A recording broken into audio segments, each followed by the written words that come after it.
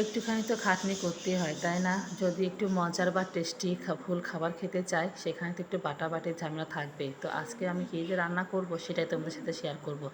তো যাই হোক, প্রথমে আমি জিরা ধনিয়া বেটে নিলাম। এখন আদা রসুন বাটনা করে নেব। তো পাটায় বাটার মশলা কিন্তু খেতে অসম্ভব মজা, যাই রান্না করি না কেন। তো যাই হোক, আদা রসুন সুন্দর করে বেটে তারপর আমি রান্না বান্নাটা করব। কী রান্না করব তোমরা পুরো ভিডিওটা দেখতে থাকো, তাহলে বুঝতে পারবে কী রান্না করব। তো যাই হোক, হ্যালো সবাইকে, সবাই কেমন আছো? আশা করি ভালো আছো, আর আমিও ভালো আছি। তো বাটাবাটি করে তারপরে কোটা বাছা করে চলে আসলাম এই তো কলপারে। কলপারে দেখো, এটা হচ্ছে খাসির কলিজা, আর আমরা সব সময় মুখে বলে থাকি যে খাসির মাইটা। তো যাই হোক, সেই খাসির মাইটা নিয়ে এসেছে দুদিন আগে। তো ভাবলাম যে এই মাইটাটা যদি না রান্না করি তাহলে কিন্তু বেশি দিন ফ্রিজে থাকলে ভালো লাগবে না, এখনও পর্যন্ত টাটকাই আছে। তো যাই হোক, অনেক সুন্দর করে একদম এখন কেটে ধুয়ে পরিষ্কার করে নেব। আর এই মাইটা তোমরা কে কে খেতে পছন্দ করো অবশ্যই কিন্তু জানাবে। তো যাই হোক, আমি টুকরো টুকরো করে কেটে অনেকক্ষণ ধুয়ে পরিষ্কার করে তারপরে এখন আমি একটু জল দিয়ে সিদ্ধ করে নেব। মানে জলে যদি সিদ্ধ করে নেই এক্সট্রাভাবে, তাহলে এই মাইটাটার মধ্যে থেকে অনেক রকমের একটু মানে নোংরা জল বের হবে। দেখা যাবে সেই মাইটা যদি পরে রান্না করা যায় খেতেও মজা লাগে। তো যাই হোক, এই তো গরম জলে দিয়ে তারপরে একটু ঢাকনা দিয়ে দিলাম। আর এই তো আজকে মাইটার সাথে কোনো কিছুই রান্না করবো না, শুধু একটু ঢেঁড়স ভাজি করব। আর অনেকগুলো পেঁয়াজ কুচি করে নিয়েছি। আজকে রান্না বান্না হচ্ছে একদমই হালকা, কারণ যেহেতু মাইটা রান্না করবো একদম কষা কষা করে, তাহলে আর কি লাগে। মাইটা যারা পছন্দ করে তাদের পাতে আর কিছুই লাগে না, তাদের খেতে এই মাইটাই যথেষ্ট। তো যাই হোক, মাইটা সিদ্ধ করে নিয়ে এখন এই তো মাইটাগুলো আবার ঠান্ডা জল দিয়ে অনেকবার ধুয়ে একদম পরিষ্কার করে নিয়েছি। তো কড়াইয়ে তেল দিয়ে দিলাম গোটা জিরে ফোড়ন, তেজপাতা, শুকনো মরিচ, সাদা এলাচ, কালো এলাচ, চলা, আর পেঁয়াজগুলো অনেক সুন্দর করে অনেকক্ষণ ভাজি করে নিয়ে, আলুগুলো তো ভাজি করে নিয়েছি, আর আলুগুলো আমি একসাথে ভাজি করে নিলাম।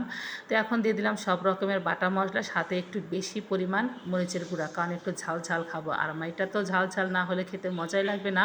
তো এই তো মশলাগুলো কষাতে কষাতে তোমার সাথে একটু মাইটাগুলো শেয়ার করে নিলাম। এই তো অনেকক্ষণ কষিয়ে নিয়েছি, তেল উঠে গেছে কষাতেই। এখন আমি মাইটাগুলো দিয়ে দিলাম।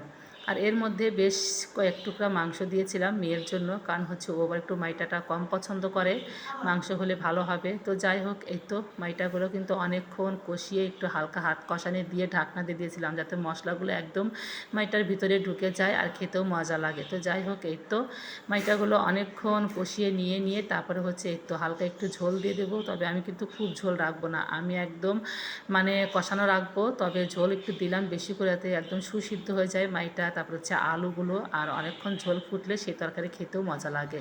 তো ঝোলটা ফুটতে ফুটতেই আমি আবার এদিকে একটু টুকিটাকি কাজ করে গেলাম। তো যাই হোক, ঝোলটা নামিয়ে নিয়েছি, এখন ঢেঁড়সটা ভাজি করে নিলাম।